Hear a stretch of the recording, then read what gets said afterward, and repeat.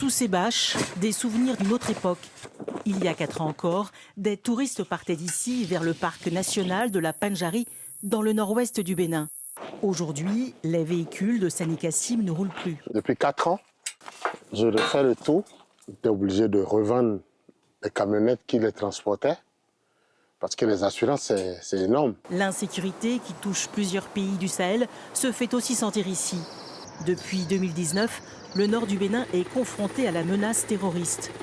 En 2022, les autorités ont fermé l'un des principaux sites touristiques du pays, la réserve de la Pandjari, qui abrite l'une des dernières populations de lions d'Afrique de l'Ouest. À Nati Tengou, Sani Kassim tente de maintenir son activité. Guide touristique depuis plus de 20 ans, il s'est progressivement reconverti dans la restauration. La clientèle expatriée a diminué aujourd'hui de plus de 80%. Nous avons encore quelques touristes domestiques et les pays voisins, ils nous traversent, ils ne dorment plus même. Ça ne va pas du tout. Ici, il n'y a rien. Jusqu'à aujourd'hui, avant, il y avait l'ambiance. Il y avait les Allemands, les Français. Les rares clients sont désormais des visiteurs en déplacement professionnel. Les voyagistes ont dû revoir leur circuit.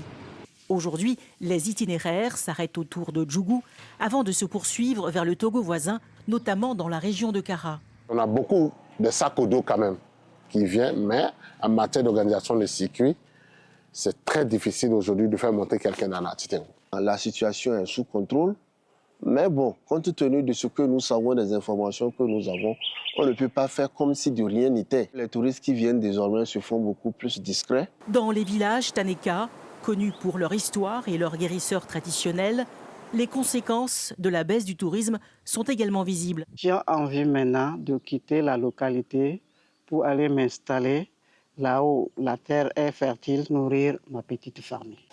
Au marché de Nati Tengou, pourtant, la vie continue. Les habitants poursuivent leurs activités quotidiennes malgré l'absence des visiteurs qui faisaient vivre une partie de la région.